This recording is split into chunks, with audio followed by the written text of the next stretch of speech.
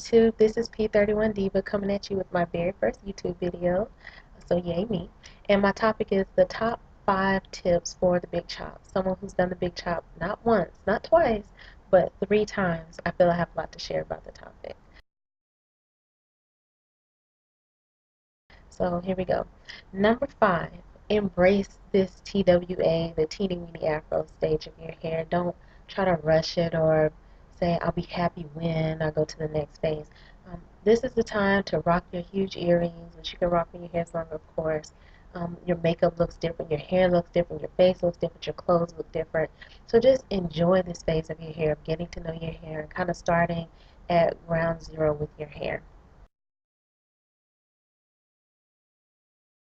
Number 4, do the big chop in the summer or the spring. I say that because more than likely you're going to be wearing a lot of wash and go hairstyles, and you don't want to mix cold winter air and wet hair and get pneumonia. Tip number 3, be prepared for follow-up trim to completely remove relaxed ends.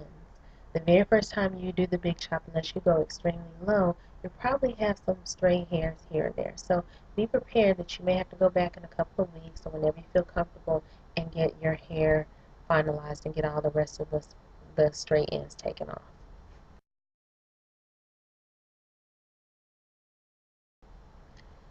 Tip number 2, be prepared for shrinkage.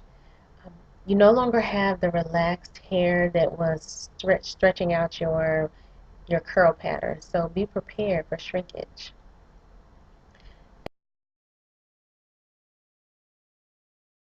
And my number 1 tip for doing the big chop is to visit a barber, not a stylist, but a barber. Not necessarily a male, but a barber. Someone who is a barber. I can't stress that enough. Barbers work with shorter hair all day long. They're constantly making sure that every line is straight and precise. Um, I just find that I've only gone to a barber for my big chops, and I've always been pleased with the precision, with the neatness, the quality of the work. Stylists, in my opinion, tend to work with a little bit longer hair, so if a hair isn't cut just right, they can blend it when they curl it or do whatever styling options they're doing. But a barber, everything's on display, and so if you want a very nice, neat look that's going to really make your curls pop, especially when your hair is short, I would consider going to a barber. So that's it, guys. Again, this is my YouTube debut, so please feel free to rate, to comment, to subscribe.